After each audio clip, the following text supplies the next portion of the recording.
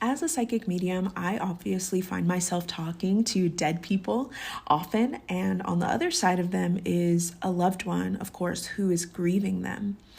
And grief is such a complicated process of emotions, so many ups and downs, and I have found it to be very cyclical. It'll go away or it'll get better, and then all of a sudden you are hit with really huge emotions again. But something that has been coming up in my own life and in a lot of my clients' readings and energy work lately is grieving people, but with a twist. Have you ever found yourself grieving someone who is still alive? So not grieving someone because they passed away, but grieving because the version of them you thought existed actually doesn't exist. Or maybe that version never even existed at all. And now you're left holding all of those pieces of a fantasy that you didn't even realize was a fantasy. I want to talk about that today. I think it's something I don't hear enough people talking about, this grief that's not about physical death, but it's more about this realization that happens. Hey Moonbeams, welcome back to Cosmosis or Whatever with me, your host, Celia Marie, aka Celia the Spirit Guide Whisperer. I'm your friendly neighborhood psychic, tarot reader, ancestral energy healer, and I am a spiritual mentor. Here on the pod, we're all about honest and grounded exploration of self-improvement, spirituality, and intuitive living. So welcome to season 2, episode 3, after a long hiatus. Child, I am getting back into it. 3 weeks strong. This episode is a bit late. If you're listening to it on the day it's released, it's coming out on Saturday. It was supposed to be out on Wednesday. But listen, we're here. Thank you for rocking with me on this journey. Okay, the name Cosmosis is the belief that everything in the entire universe is connected. So you being a drop in the ocean and the universe being the ocean, you are not separated from your other drops. We're all connected somehow. And so through that connection, we're learning, we're healing, and we remember who we are. If that speaks to you, go ahead and subscribe so you don't miss an episode. And if you have a family member or a friend who is grieving someone who is still alive, please send this episode to them. Have a conversation. I'm really trying to encourage that here. When we're kids, so many of us see certain people, especially our parents or, our caregivers or our authority figures, as just everything. The smartest, the strongest, the most loving. And for a while, that belief helps to keep us safe, which we need as kids. It gives our world structure and meaning. But then you grow up eventually, right? And then eventually the illusions start to crack. Maybe you realize your mom wasn't actually emotionally available the way you needed her to be. Maybe your dad wasn't actually protecting you like he said he was. Maybe he was just controlling or even abusive. And maybe the fun cousin was also the one who just constantly crossed your boundaries and made you, do things you didn't want to do. And suddenly, there you are, left grieving the version of them that you thought existed, the version that lived in your head, and the version that you probably needed them to be when you were a kid, or it could have been even just a few years ago. And that kind of grief, I have found, is very silent and very sneaky. We don't always know it's there, and we don't always call it grief. And I have not heard anybody really talking about that, but I know that it stings. Okay, if you can relate to this, I wish I could give you a really big hug, honestly, because same, I feel like I am grieving many versions of people that I thought existed. And I feel like a lot of us might not even really know that we're in that until we find ourselves kind of like crying for no reason, or we're angry at someone and we can't really name why, or we keep fantasizing that one day they'll change, one day they'll apologize, or one day they'll finally show up the way that you need them to. But I think the truth here is that sometimes the version of them never existed to begin with. And when we accept that, we start to heal, but it is a process. It's really a limiting belief. We've been working through a lot of limiting beliefs, or talking a lot about limiting beliefs. If you're on the Patreon, a lot of the readings lately for the month ahead have been like limiting belief stuff. And it really is a limiting belief that we have to release. And something I've been working on in these situations for myself is really managing my expectations around people's behavior. And that has been its own journey. But I've also realized to start being at my peace, finding my own peace within myself, and to stop getting my own heart broken over and over and over again. I have to come to a certain point of acceptance with people. And so this is kind of connected to the earlier episode I had about forgiveness. If you guys listened to that, might have been a couple of years ago, but a banger. Kind of in the same line, but going a little bit deeper and talking about that actual process of grief. Getting to that acceptance. And you may or may not know that acceptance is the last stage in the 5 stages of grief, according to, it was a psychiatrist who kind of coined that, Elizabeth Kubler-Ross.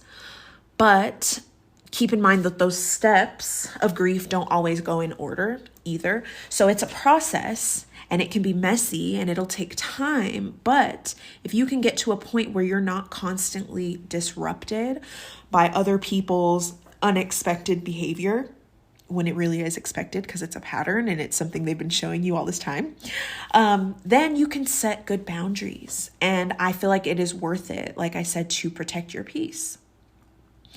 In this case, I feel like acceptance becomes a medicine. It's not about excusing poor behavior either, because, if what's best for you is just cutting somebody off, then of course do that. But we all know that that's not always easy or possible. Like, for example, you can't just cut someone off that you live with. And on the next episode, we're actually going to talk about how to stay in relationship with someone who is living, who you had to grieve a version of. This episode, though, we're going to focus on ways to get through the grieving process, or kind of just start to realize that it's something you might need to do for your own healing journey. I actually do have some exercises that I recommend. I think they have helped me a lot in my own process and some of my clients' process of grieving a version of someone. And I just think they could be really helpful. Now, keep in mind, I'm not a therapist, right? I'm a fairy, guys, okay? I'm a psychic medium. I'm a spiritual mentor. But I do think that these could be things to bring up to your therapist if you want to, because it could complement other things that you've been working on, or something that you could talk to a friend about, or even just work on yourself. But it's just a quick list. And let me know if you would like more of these things.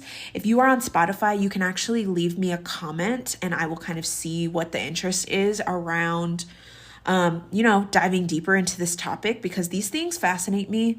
Like I said, we're all about healing here, but in a really grounded, practical way. It doesn't have to be this mystical thing. So I'm all about giving, discovering tools that we can actually work with to move forward. So one of the things that I recommend is writing a letter to that person. Okay, it helps you to get out your feelings, but obviously it's a letter that you don't send.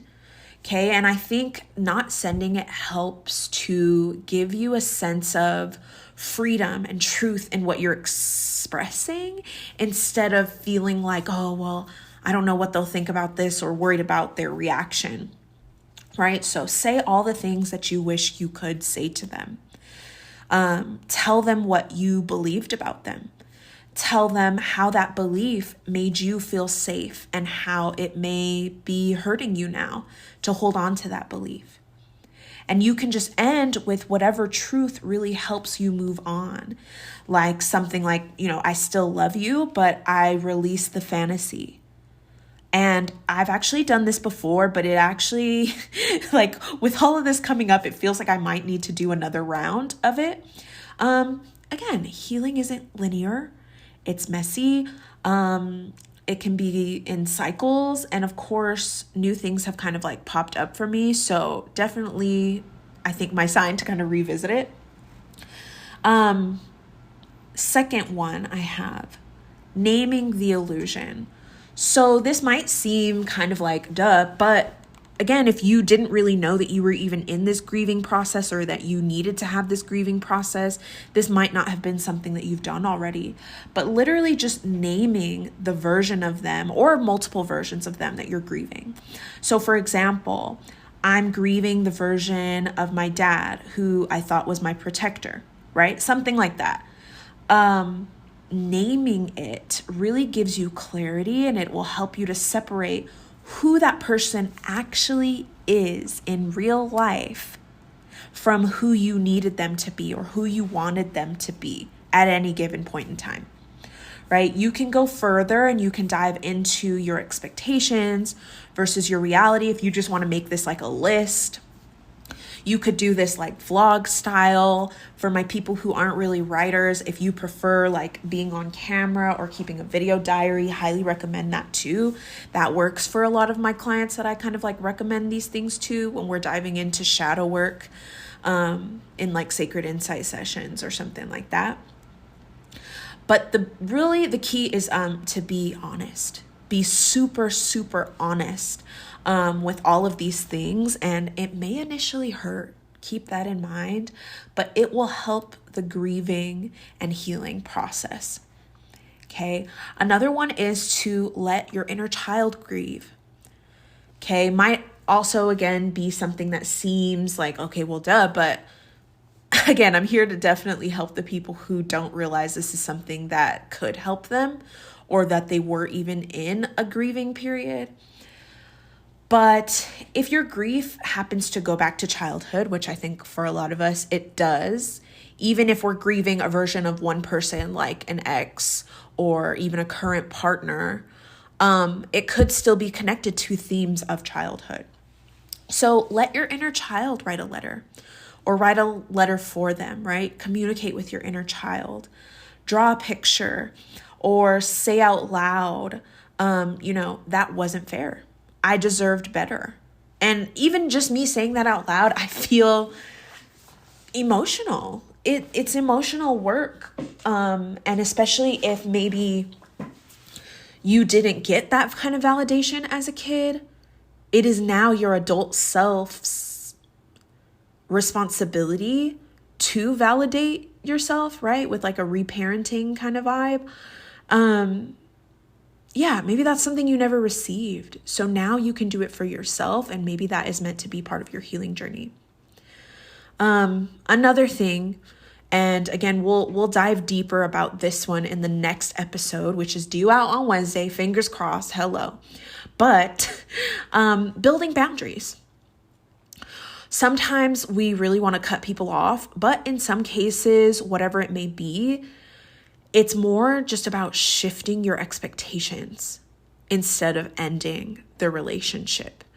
And boundaries, I feel like, really allow you to interact with the real version of someone instead of just trying to force them to be who they never really were, who they don't want to be, who they never will be, and, getting yourself hurt in that process. And yeah, I'm excited to get into that next episode too, because it's something, again, I don't hear talked about enough, but I think those things that I mentioned are really good places to kind of get started, and they might lead to other conversations or things that you feel like you want to do. Another thing I want to talk about, it is not just other people that we grieve, right? This came up recently in two readings that I did, and one was on live actually, and then one was a private session. It was an energy healing that we kind of were realizing that this person was grieving versions of themselves. And in order to move on into a healthier place, they kind of needed to sit with that. Sometimes we have to grieve ourselves. And I don't think we always talk about the parts of us that never really got to be, right? The version of us that may have felt safe, or even the versions of us that grew up without trauma before we realized we had so much trauma, or the carefree versions of us that chased our dreams instead of just being out here to survive. Maybe that version of you was more in alignment with hustle or the matrix, feeling like there were certain things that you had to accomplish by a certain age, right? That's definitely a thing for me. And if you have shed those limiting beliefs that your life has to look a certain way, congratulations. But you still may be in a stage of grieving that you held on to certain things for so long, and now you have to grieve them to let go of them. And that is okay. That is completely okay. I think about the version of me I could have been if I hadn't grown up so fast, personally. I'm the oldest daughter of 5, for those who don't know. And I know my oldest daughters or oldest siblings out there can probably relate. Sometimes I catch myself thinking, I'm getting emotional. I find myself thinking, who would I be right now if I did not learn to shrink myself just to keep the peace, or to put everyone else before me because I was scared of being abandoned. And I thought that was just the only way to operate and receive love. Sometimes I grieve her. I think of the different versions of me that could have been. The girl who would have been maybe more loud, more free, more creative. And sometimes I grieve the version of me that I used to be, or the version of myself that I thought I would grow into. I had my whole life planned out as a teenager. I was going to be married by 20 years old. I was engaged at 19. I never went through with it, thank God. But I also planned to have my first kid by 21, 22. I wanted to finish up school by 25 and have a house by then. And I joined the Army Reserve at 19. I wanted to do a double retirement and have, max funds to just enjoy my life by the time I was 45. And none of that happened. I am almost 33 years old. I'm not married, but I am engaged and in a very healthy relationship. Very grateful for that. But I don't own a home. I don't have any kids. Still goals, I think, but I have released the timeline where it had to be a certain way by a certain time because I've just realized it wasn't for me. Not because I'm not good enough. And I think for a while I might have thought it was because I wasn't good enough, but just because it wasn't my path. I've talked about that on the podcast before too, really questioning who told you that? Who said this thing? So that might be one that you want to listen to back there as well. But that grief still sneaks up every once in a while. And even though I'm very happy with where I am in my life right now, I think it's weird. Kind of grieving an old self and a possible self all at once. And I wonder, has anybody else found themselves doing that? I'm sure you have. Or do you feel like it's something that you're realizing you need to do? And also probably versions of other people you thought existed but don't. And I just feel like it can feel like such a scam. If you've been going through these things, your heart chakra is probably upgrading and your third eye is probably upgrading, and possibly your crown chakra as well. You kind of have this epiphany, it's all been a lie. It's a scandal. But it's actual healing work that we do have to do for us to be better people. And If you need ways of grieving versions of yourself, I think we could really get into that too. You can use the other exercises for yourself, but I do feel like there could be some really good stuff we can work with when we're grieving ourselves, especially. So let me know if you want that. Hopefully we have more conversations about how grief isn't just for people who have transitioned. I challenge you to do that, actually. Think about how it shows up as we heal and let go of illusions, because illusions can be really comforting. And even when they hurt us overall and they're not aligned with our higher selves. So if you are in this place, grieving a version of your parents or your best friend or your relationship, your ex, your younger self, or the you that never had the chance to exist self, I want you to know that it is very valid. Okay, this is very sacred ponderings we're getting into here. And I know it's not easy. Just want to give you that reassurance, that permission. You are allowed to miss what didn't happen. You are allowed to mourn what could have been. Okay, you're allowed to feel heartbroken over the realization that someone you loved couldn't or wouldn't love you the way you needed back. That's okay, but we deal with these things, we work through them, and they might not ever fully disappear, but we work through them to be able to withstand that and create better boundaries and understandings for ourselves so that we're not constantly heartbroken. You're allowed to rebuild. You're allowed to find peace in the actual truth of what's going on, who you are and who other people are. You're allowed to move forward and carry all of the versions who never made it. And not even carrying the versions of you that didn't make it, but letting go and being okay with becoming someone new.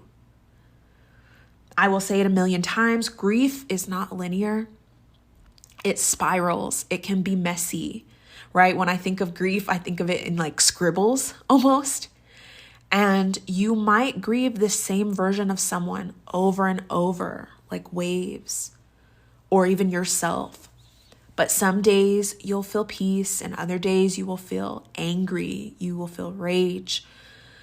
But other days it'll be like a soft sadness that just wants to be held, and let all of that be okay. You are not broken for feeling this way. You are normal. We just don't talk about it enough.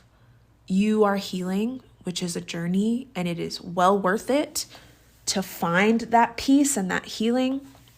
Healing requires honesty. It requires softness and grace for ourselves and space to mourn what no longer serves us, even if it once saved us. And just want to thank you guys for listening. Thank you for sitting in this space with me. Hopefully it's conjured up some things in your mind for you to think about. And I want to let you know you're not alone. Let me know what this episode brought up for you, and I will catch you in the next one. Talk soon. Love you. Bye.